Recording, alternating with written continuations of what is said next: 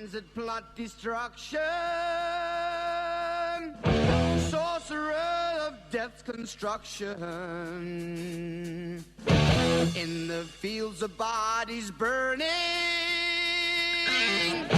as the war machine keeps turning, death and hatred to mankind, poisoning their brainwashed mind. Welcome to the Anarchist World This Week, broadcast across Australia on the National Community Radio Satellite. Listen to the Anarchist World This Week, Australia's sacred cow slaughterhouse. Listen to analysis of local, national, international events. Listen to analysis you'll never hear anywhere else.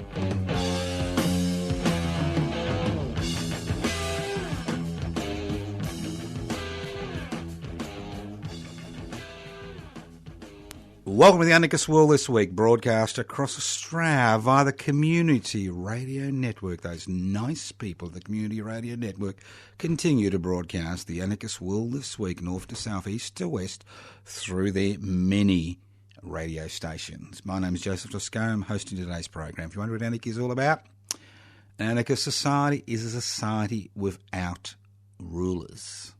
Very simple, without rulers. So the dilemma that anarchists face is, how do you create a functioning society without rulers? Well, you devolve power and you share wealth. Simple concepts, a very simple concept. What's a good way to devolve power? Through direct democratic processes where the people involved in decision make that decision and then appoint or elect delegates to coordinate those decisions at a local, regional, national and possibly international level. Simple concept. You hold wealth in common. It is the Commonwealth. We do live in the Commonwealth of Australia, but unfortunately some people own a lot of the Commonwealth and other people own very little. Like, you know, the bottom 40% own 1% of the Commonwealth. But that's the way it is, isn't it? That's the way the Lords ordained it, both in the religious and the non-religious world. No, it's not. No, it's not. Now, the anarchist world this week is a little bit like dog shit, you know? We're dog shit as far as they're concerned. We're dog shit. But those of you who've been travelling over the last 2 weeks know that when you're travelling, there's always the chance your foot or your boot or your shoe can step in some dog shit. And it doesn't matter how long you take to get rid of the dog shit, that smell lingers on. And that's what we are to the rich and powerful, dog shit. But our smell lingers on. And it makes them nauseous because it reminds them that we are around and we want radical social transformation. So, what do we hope to achieve in 2018? Well, I'm sick and tired of talking about scum, all right? I'm sick and tired about talking about ignorant people and analysing crap.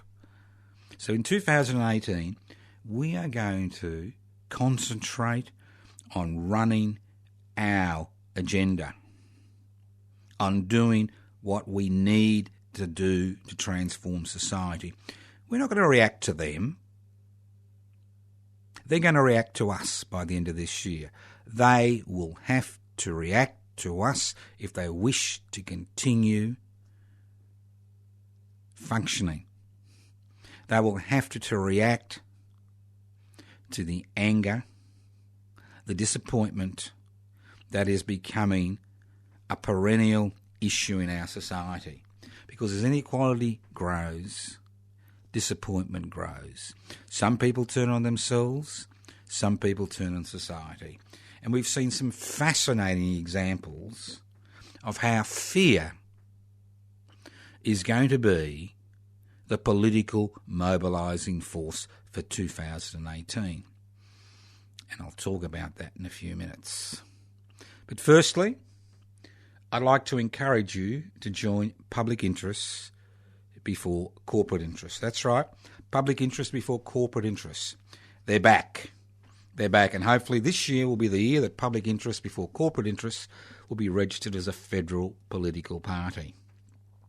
At the annual general meeting in 2017, it was decided to hold a congress of all members, or invite all members to a congress.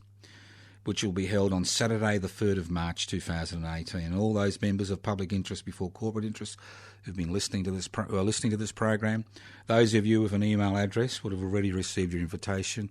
Other members of a postal address will receive their invitation the next week or two as we gain the necessary $1 stamps to do the mass mail-out. So if you do have any $1 stamps lying somewhere in a drawer, you can always put them in an envelope and post them to us at Post Office Box 20, Parkville 3052. Post Office Box 20, Parkville 3052. That's right. Post Office Box 20, Parkville 3052. Now, the Frankston branch of public interest before corporate interest is biting at the bit. They'll be meeting next Tuesday at the 16th of January at 6 p.m. at the Mahogany Community Centre at 26 Mahogany Avenue, North Frankston. And I think they meet on the 1st and 3rd, but I'm not sure. We'll work it out. I'll tell you next week when they're going to meet regularly. But their first meeting for 2018 is Tuesday the 16th of January, 6 p.m, 26 Mahogany Avenue, North Frankston, the Mahogany Community Centre. And if you say to yourself, I would love to have a branch of public interest before corporate interest in my part of the universe, give me a call, organise a meeting, organise a picnic. We'll organise a branch, get things started in your corner of the world. We need another 220 members on the Commonwealth electoral roll, before we can register as a political party. Whether you're on the electoral roll or not doesn't matter. But if you're on the electoral roll, it does help us to get the numbers to register. So join today. You can download the application form from pipsy.net. Now, we're not an orthodox political party who goes out and races around and calls for votes. We are an activist group who, through actions through the year, not only hope, but aspire, but demand the interests of the many, the public, be always put before the interests of the few. So if you're bored and listless and you're kind of annoyed that you've been pushed around, well, public interest before corporate interest is the organisation for you, so it doesn't cost anything to join. You can download the application form from pibci, pibci.net. You can write to us at Post Office Box 20, Parkville 3052, or you can leave a postal address and a name on 0439 395 489, 0439 395 489, and I will ensure you'll get a copy of an application form in the next few days. All right. Now, those of you who do live in Melbourne know about the Tunnerminnerwait and Maulboyheenner commemoration. And those of you who listened to the program last week would have heard me talk from the bowels of the universe regarding the background of the Tunnerminnerwait and Maulboyheenner commemoration. Now, this year, the Tunnerminnerwait and Maulboyheenner commemoration will be held on a Saturday. This is a great event to which you can bring your kiddies to. Because if you want them to learn about reconciliation in a positive manner, this is the event for you. And this year we'll be celebrating, well, we won't be celebrating, it's not a pleasant word, is it? We'll be commemorating the 176th anniversary of the execution of the two freedom fighters, Tunnerminnerwait and Maulboyheenner, at the site they were executed at, the Tunnerminnerwait and Maulboyheenner Monument at the corner of Victoria and Franklin Streets in Melbourne. It starts at midday, that's Saturday the 25th of January, speakers till 1 p.m, and then we walk across to the Queen Victoria Markets, to the place we believe they are buried. So we would encourage you to bring flowers on the day. We've got an interesting list of speakers. The speakers list hasn't been finalised, but some of the speakers will be Lydia Thorpe, the new member, Greens member for the electorate of Northcote in Melbourne, her uncle Robbie Thorpe. We've got Jacob Rumbiak, the Foreign Minister for the West Papuan government in exile, speaking. We also have Councillor Rowan Leppard from the Melbourne City Council.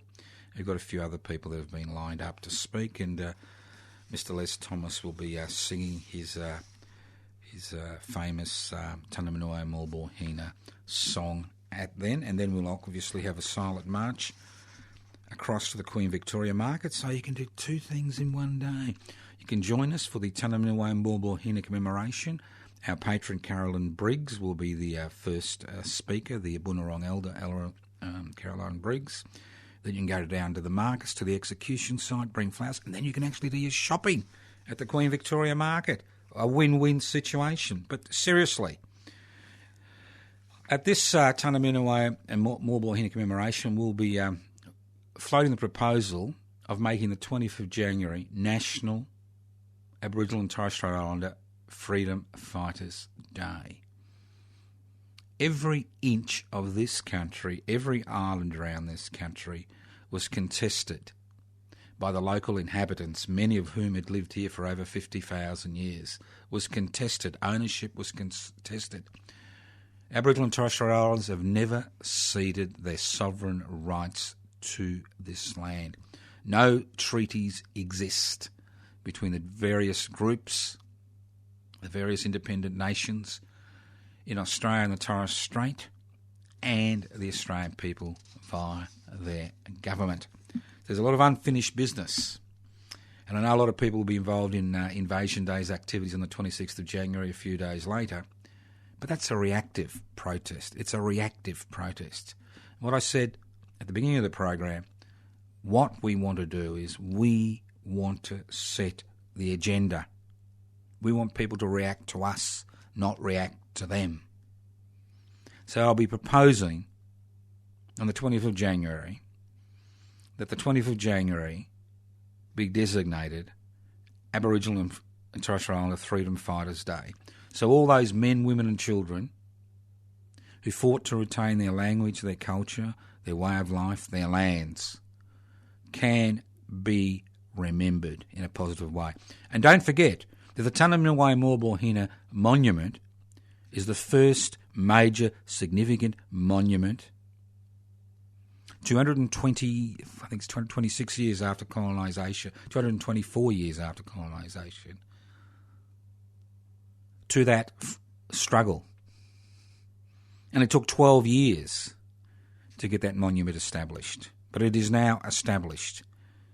And it occurred as a result, very simple result, of in 2002, when I was going through a second-hand bookshop looking for a book to review for the Anarchist Age Weekly Review, which is no longer, obviously, written after 1,000 issues I felt was enough, I came across this book, which had been written in 1988 by the late Jan Roberts, regarding Tanaminoa and Morborhina, and I thought to myself, why didn't I know about these people? They were executed for the heinous crime of resisting colonisation. Publicly executed, the first men publicly executed in Victoria on the 20th of January 1842. So join us. Now the first hour of the commemoration will be broadcast live by Melbourne's community radio station 3CR, and it'll be streaming live on 3cr.org.au, 3cr.org.au. So if you want to listen to the major speakers, it's an excellent way of, and you can't make it on the 20th of January, it's an excellent way to participate by listening to the 3CR broadcast on Community Radio 3CR, 855 on the AM dial in Melbourne and Victoria, but you can listen to it live on 3cr.org.au. That's Saturday the 20th of January, midday to 1pm. I'll remind you again next week, and hopefully we will see you on the day. This is the Anarchist World This Week, broadcast across Australia via the Community Radio Network. Also, we do a little bit of a Eureka Australia Day medal presentation. One of the medalists wasn't able to attend on the 3rd of December, and Yosef El-Rimawi, who's a very well-known Palestinian activist in this country, will be receiving his Eureka Australia medal on Sunday the 25th of February at Bakery Hill in Ballarat, and we'll follow this with a light luncheon, possibly down at the Queen's Arm Hotel. So that's Sunday the 25th of February. Put it down in your diary. Bakery Hill, Ballarat, 11 a.m. for a presentation of the Eureka Australia Day Medal to Yusuf Al-Rimawi, a very, very well-known Palestinian activist in this land. I was going to say land of ours, but it's actually not our land, is it? It doesn't work that way, does it? Also, it's interesting, I'd also just like to remind you about the West Papuan Rent Collective. We are in a little bit of a hiatus. The office has now been going for 3.5 years. The rent is paid by ordinary people like you and me. We need more members for the Rent Collective. It has been instrumental in promoting the West Papuan struggle for independence, especially in the United Nations, and again to the stage where the issue may actually be raised in the General Assembly. They've got over 85 nation states who want the issue to be raised in the General Assembly. Once they reach, I think, 120, they now have the numbers to put it on the agenda. I mean, the Indonesian government is fighting tooth and nail to ensure this doesn't happen. The office at Docklands in Melbourne, which is which is totally financed. The rent is totally financed by the West Papuan Rent Collective, which I'm convener of. And as I said, we're about 10 to 12 people short. It's $1 a day. It's very simple. You can donate anonymously. If you wish to be a member of the West Papuan Rent Collective, give me a call, 0439 395 489, 0439 395 489. Haven't got a phone? You can always write to me at Post Office Box 20, Parkville 3052, Post Office Box 20, Parkville 3052, or you can, believe it or not, actually, and I know you'll find this radical, you can actually email at anarchistage@yahoo.com. So why am I wasting all your time? Not with scintillating analysis, which will get us nowhere, but with practical events which are assisting to make a better society. Because anarchism is not just about some pie-in-the-sky revolutionary change. It's about making a better society in the here and now. That's what it's about. That's what it's about. And that's why the Anarchist Institute is involved in many activities which are not, they're not going to lead to revolutionary change, but they will lead to change which improves people's lives. I mean, activism isn't about waiting for a magic moment to appear on the horizon and then you say, hooray, hooray, it's all over. Activism is a lifelong struggle for change. Now, I've been an activist now. This is my 50th year. I started becoming an activist in 1968 as a result of the revolutionary upheaval in May 68 in Paris. That was my moment. I think I was about 17. And I thought to myself, this is something that's reacting against capitalism and communism. About something which is reacting against centralised power. And on the 50th anniversary of the Paris 68 upheavals, I think it's important that we understand the role that activism plays, not just in terms of issues, and we can be drowned out in issues, but in terms of wanting a different society, wanting to create that new world in our hearts, wanting to create that new world without rulers. And why don't we want rulers? Because obviously rulers means hierarchy, concentration of power and wealth in fewer and fewer hands. And the story, as you know, of 20th century and 21st century society since 1975 has been based on 4 principles which have increased the power of those who exercise power and disenfranchised hundreds of millions, if not billions, of people across the world.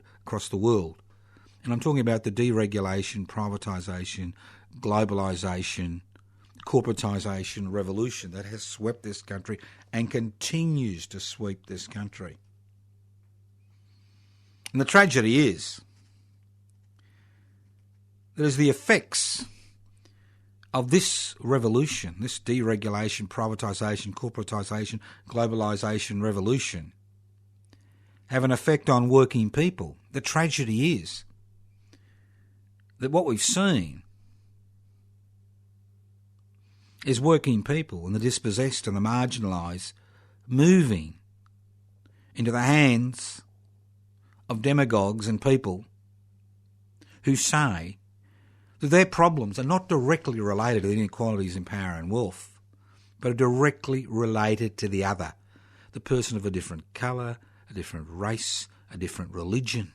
And that's why we form public interest before corporate interest, to attempt to stem that flow of people into that type of political movement. All you've got to do is put a button, say a word or two on social media and see the rise and rise of the hate brigade, who somehow think that if you point your finger at the other, your problems are going to resolve. They're not going to resolve.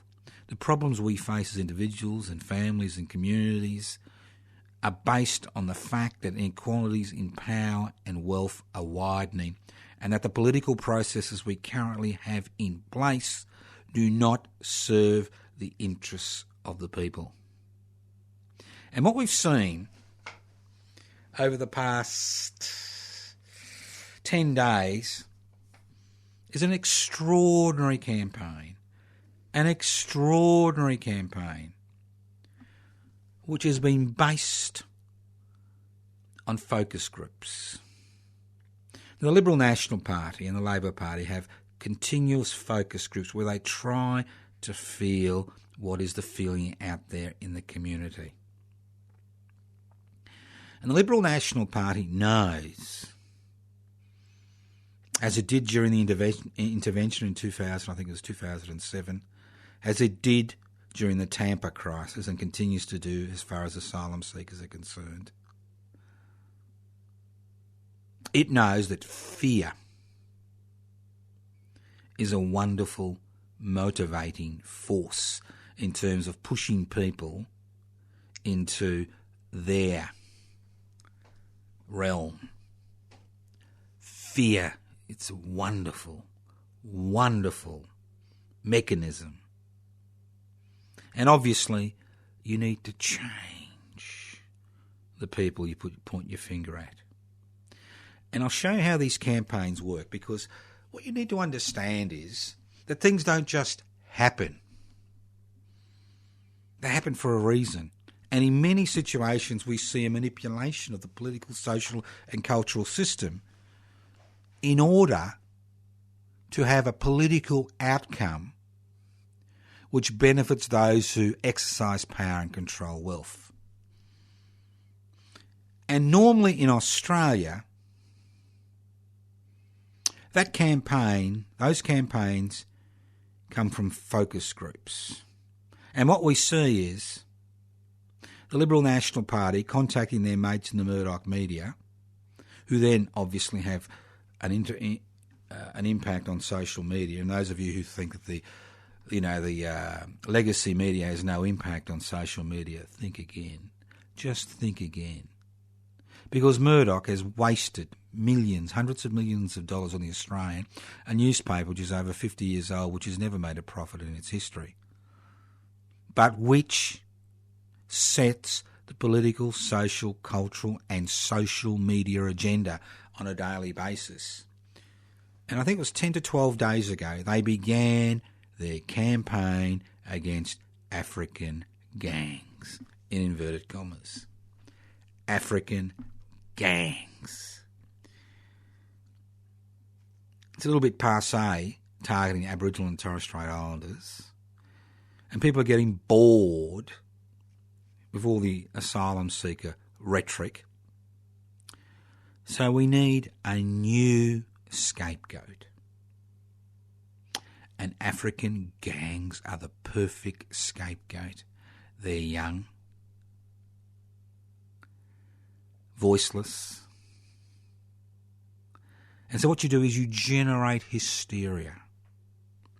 And I was really fascinated to see the leader of the Victorian opposition, you know, the man who had a lobster with a mobster, Mr. Matthew Guy, the man who likes to kind of rub shoulders with people in the community, irrespective of their backgrounds, who may be able to channel some funds into Liberal National Party coffers, crapping on about recalling Parliament because of these violent African gangs, as if we don't have a police force that, you know, should be there to deal with this particular situation. Recall Parliament? The man who had a lobster with a mobster? The hypocrisy? Extraordinary. You know, if you're going to recall the Victorian Parliament, why don't we recall it on the housing affordability crisis? Because it's fear. Because those of you who are involved in the electoral process know fear is an aphrodisiac. It's an aphrodisiac for strong leadership, strong rulers. We'll sort it out for you. We'll put them all in jail. We'll shoot them all. We'll exterminate them all. We'll deport them all. Beautiful. Always pick somebody who can't really kind of articulate for themselves. It's always a good strategy, and we are seeing it at the beginning of 2018 because the scene is set. If you live in Victoria for the Victorian state election, the scene is set between a government that builds roads and gets rid of traffic lights and railway stations and an opposition that generates fear regarding African gangs. And on the federal sphere, you saw Mr Turnbull at the behest of his master, Mr Murdoch, get up and say, this African gang problem is such an issue, such a huge issue.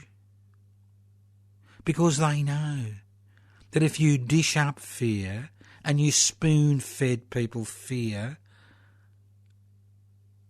it grows. It makes people feel vulnerable. They want to be protected. They want to be looked after. They want the state to step in. They want to increase the jails. They want to... It just goes on and on. Such a wonderful tactic. Sent in the army in 2007 into Aboriginal communities. Fear. When the Tampa, was forced away. When the army was sent in. Think about it. Aboriginal and Torres Strait Islanders are used to this type of activity. Asylum seekers are used to it, so we need a new group. We had the Muslims last year. They were a really good group to generate fear, but now it's the African gangs. Will it be you next week? Will it be the blue rinse set? Will it be people with one leg? Will it be people with a squint? You never know. Who could be the devil's spawn in our community? You're listening to The Anarchist World this week, broadcast across Australia on the Community Radio Network. My name is Joseph Toscano. I'm hosting today's program. Want to learn more about anarchism? Go to the website, anarchistmedia.org. Want to learn more about the activities that I'm involved in? Join those activities? Go to my Facebook page, Toscano, 4, Public. Toscano for the Public. Toscano for the Public. Very simple. There should be some information regarding Tanaminoa Mulbohina commemoration on the 20th of January at midday, that's Saturday. In the next day or the next 2 or 3 days, there'll be all this information about defending and extending public housing, which I'll talk about in a minute. Because the idea of the Anarchist World this week is to actually for us to initiate campaigns, not just to react, or to focus on issues. For example, what was all the hullabaloo about regarding marriage equality? I mean, legislation's been passed in Parliament. People have started to marry. Has the sun fallen out of the sky? Has God set lightning bolts on earth? Has the earth split and we've all disappeared asunder? Is the grass greener? Come on. Really? Just shows you the extent of the hysteria surrounding even the most minimal change. Minimal change. And that's what it's about. You create hysteria in the public mind. You create fear. You stir it for your own political ends. And what is the political ends of the Alternative Liberal Party, masquerading as the Labor Party, and the Liberal National Party? To ensure that those who exercise power continue to exercise power, and those who control wealth continue to control that wealth. And that's why there's so much dissatisfaction with the parliamentary system. So much, but all of that dissatisfaction, 99.99%, has moved across to the hate mongers. Because it's easy to organise around hate, especially when you can point your finger at somebody who's got a different coloured skin, or wears a funny hat, or kind of's got a hook nose, or walks funny. Very easy, but it doesn't get you anywhere, does it? Because real power doesn't lie in Parliament. It lies in the boardrooms of national and transnational corporations. It lies in that sector of the community that pushes the deregulation, privatisation, globalisation, corporatisation, a revolutionary bandwagon. That's where it lies. I'll give you an example. Simple example. Now, I reckon Victoria has doubled in population since the late 1980s. Now, this is the state I'm familiar with, and obviously I think most of this occurs in many other states in the Commonwealth of Australia. Now, the number of public houses available, units, in the late 80s, early 90s was about 63,000. Guess how many public houses, public units there are in 2018, which is almost 30 years later? 64,000. The population doubles, public housing hasn't doubled. We have increased homelessness. Think about it. We have a housing affordability crisis. Think about it. Why do we have a housing affordability crisis? It's simple. Even an idiot like me that treads in dog shit all the time, knows that if you open up the private housing market to private investors, whether they're born here or overseas, doesn't really matter, but it's opened up to them where you can actually claim a legal, legitimate tax deduction for owning 2 homes and claim nothing for owning 1 home. Obviously, money's going to pour into the residential housing market. What happens when money pours into the residential housing market? Prices go up. What happens when prices go up? Well, people can't afford to buy. So what happens? Rents increase. Less competition. If you leave it all on the private market, as we saw in the banking and financial sector, less competition, prices go up. Even an idiot like me knows this. Right? We know this. So, what does the government do in Victoria, which I'm familiar with, as far as public housing is concerned? Public housing is publicly owned, publicly managed. It attempts to privatise what's left of the public housing sector by pushing public housing into the private sector, into the social housing, community housing, affordable housing sector. Lovely names, aren't they? Social housing, community housing, affordable housing. The government says, yippee-doo, we can wash our hands of this issue. We can put it into the private sector, some for profit, some not for profit. We will help them. We will guarantee their incomes. We'll transfer titles over to them. We'll give over the management of public housing to them, and whoopie-doo, and before we know it, no more public housing. So in December 2016, the Friends of Public Housing Victoria asked public interest before corporate interest to assist them. And we suggested we form a new organisation, Defend and Extend Public Housing in Australia, which we did. And we followed a very simple strategy of placing direct pressure on the members of the Legislative Council and Legislative Assembly in Victoria to make public housing an issue. Because the next state election in Victoria will be on the 24th of November, Saturday the 24th of November. And what are the issues? Roads, railway lines, building. On one side, and on the other side, fear. The old lobster with a mobster, Matthew Guy man. A man who's willing to rub shoulders with some very questionable, business entities in the state of Victoria, is now jumping up and down regarding these bloody African gangs. I mean, there's a riot in Torquay, I think yesterday or the day before, I can't remember. Did we have headlines? Caucasian riot? Of course not. Come on, boys and girls. Fear, wonderful aphrodisiac to, follow a strong leader. Seen it before, saw it in the 20s, saw it in the 30s, see what happens. So let's get back to this public housing fiasco. So, what's our strategy? Our strategy is very simple. We think, not believe. We don't believe things. We think. We know that $6 billion was collected from stamp duty last year in Victoria. That's the money buyers pay to the state government when they buy some real estate, okay? And we think that this $6 billion should be allocated to public housing.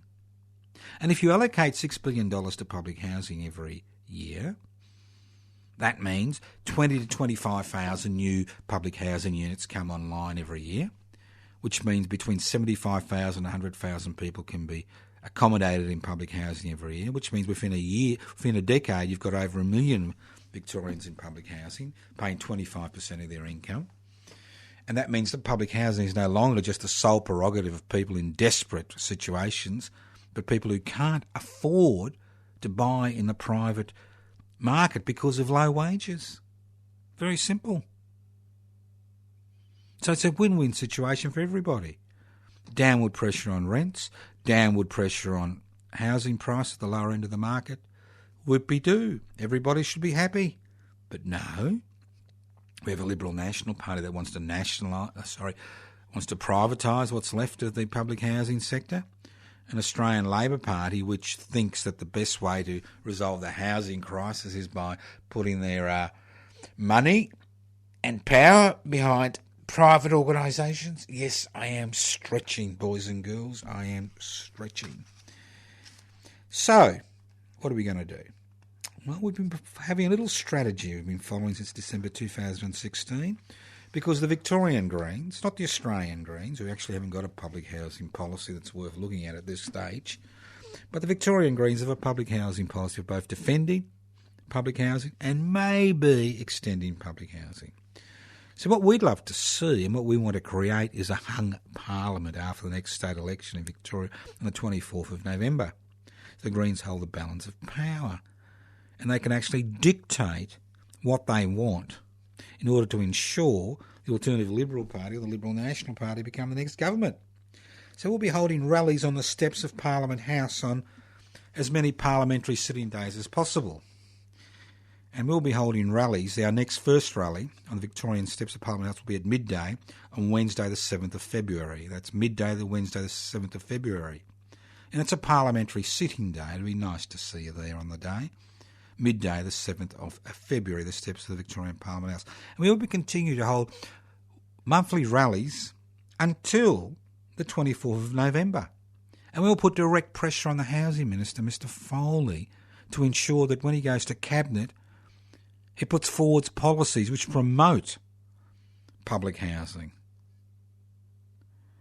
Because you see the Labor Party, masquerading as Alternative Liberal Party, as we saw in the Northcote by-election a few months ago, is very vulnerable in its inner city seats. Very vulnerable. And if they want to be re-elected, they need to change their public housing policies radically. And we will be there. You like that? We will be there to ensure they do, unless they wish to be confined to the dustbin of history, the dustbin of history. This is the Anarchist World This Week, broadcast across Australia on the Community Radio Network. A few websites, a few addresses, a few phone numbers, and again, it's up to you. It's up to you. Whether you become active or not, it's your decision. You want change, you become active. You want to watch the world go by, well, continue to watch the world go by. They're all legitimate decisions we make on a day-to-day basis. We all make decisions. We may think we don't, but we all make decisions. Sometimes we make decisions that are kind of, we don't make, but they are decisions. So, a few websites, anarchistmedia.org, pibc.net, publicinterestbeforecorporations.net. Download the application form. My personal Facebook page. You will not find what I've eaten. You will not find the colour of my underpants. You'll not find the colour of my eyes, or whether I wear a bra or not. It won't be on the Facebook page, but you will find the activities I'll be involved in that week and the week after, and people's reactions to those activities. Some good, some bad, but that's life, isn't it? So you go to Toscano for the public. You want to join the public interest before corporate interest? You know what to do. You want to join the West Papuan Rent Collective?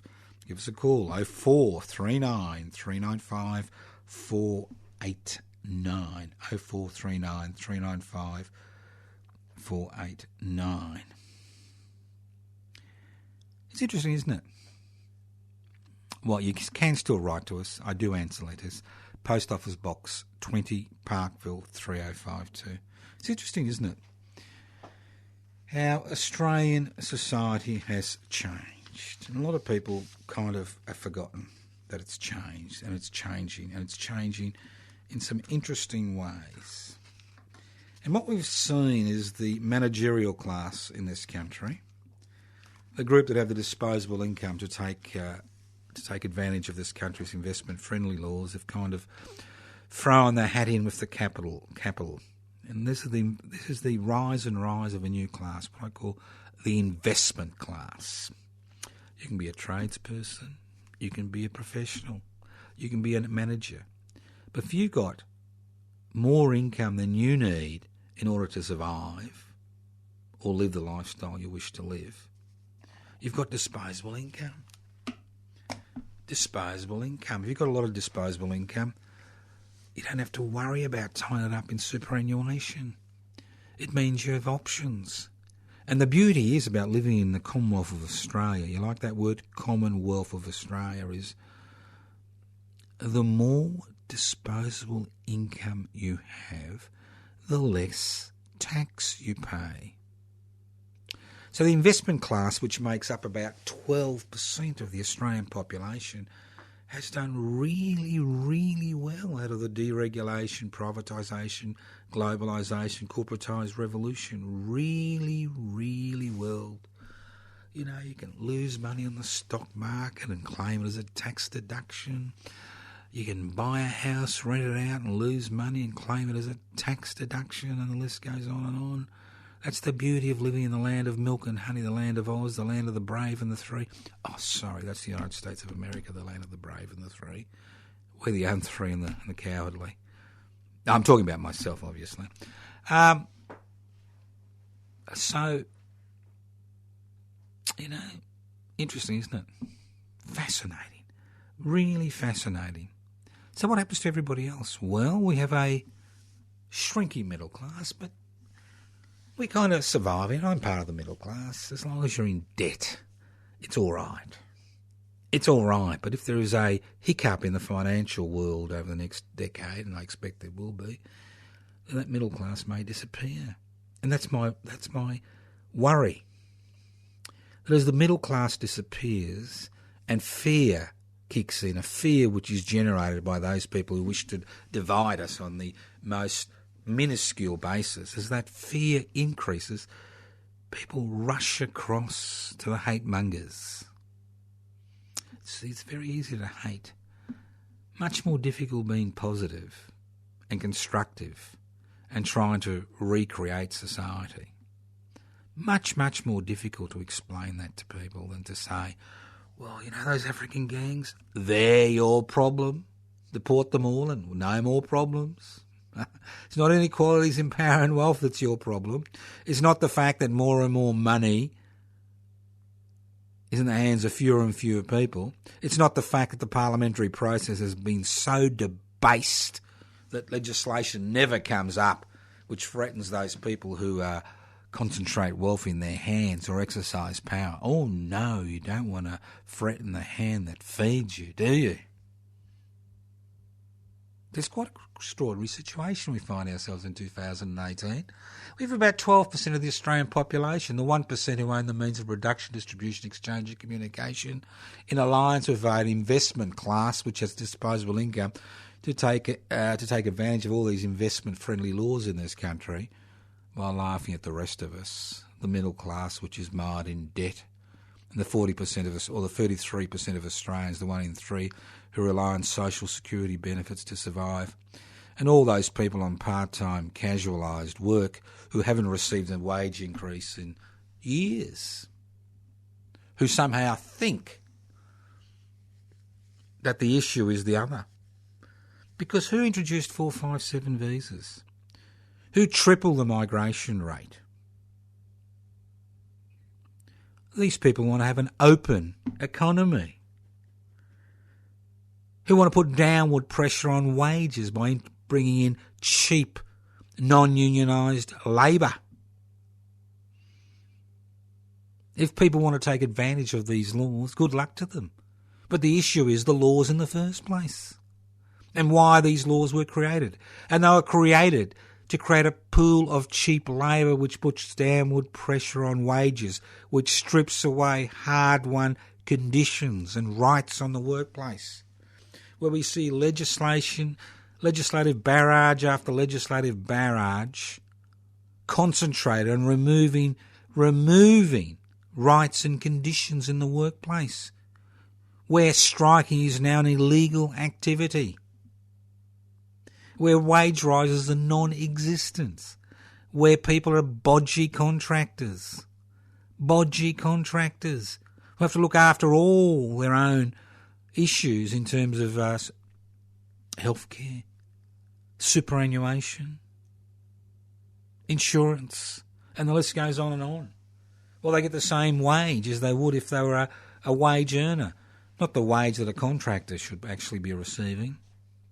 We've got all this part-time casualised staff competing, racing to the bottom, asking for cash in hand, trying to survive. And how does all this come about? Because we had very strong labour laws. You water down the labour laws. You make it legal to underpay people. You make it legal to force people out of unions. You make it illegal for people to join unions. And if they are a strong union, you do everything you can to bankrupt that union. And the list goes on and on. And we've allowed it to happen on our watch. And that's my great disappointment, you know. That is my great disappointment, because I've been on this planet 66 years now. And my great disappointment is when I was 18 and 19 and 20 and 21 and 22 and 23 and 24, possibly even 25 and 26, I remember all those revolutionary youth who believed the new world was around the corner. And now I look at my contemporaries, they've flat, bloated superannuation accounts. They're flat, fat, bloated opinions of themselves. Parts of the managerial classes, parts of the investment class, turning on their own children's future, and more importantly, turning on the future of other people's children. Just as bad as the God, King and Country Brigade, which sent other people's children overseas to fight wars that had nothing to do with Australia's interests. Just as bad. Criminals turned into corporate criminals. I see it all around me. Most of my contemporaries have forgotten their radical youth, have forgotten they got a 3 education, have forgotten where they came from, have forgotten that if it wasn't for the social elevator which had been created by generations before them to ensure that they were actually able to have a good future, that they wouldn't be having a future. They've forgotten. They've destroyed the social elevator, destroyed it, sold the pieces to the scrap metal yard. Forgotten that the way you judge a society is not how you judge how you treat your poorest and most vulnerable, but where you place your money, where you place your resources. And in Australia in the 21st century, it's all about corporate welfare. It's all about ensuring that the rich and powerful don't pay tax legally. It's all about ensuring the investment class is the only class that matters in Australia 2018.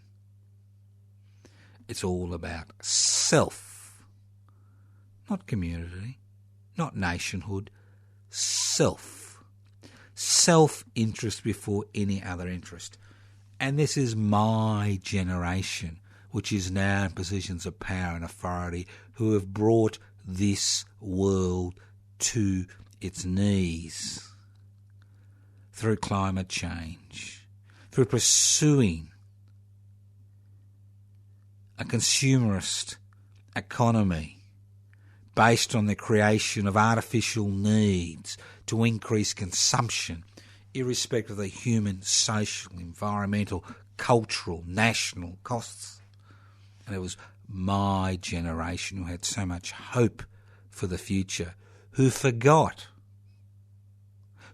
as they marched through the institutions, that march through the institutions wasn't a march to enrich themselves, but a march to change the institutional framework to ensure that everybody was able to drink from the same trough.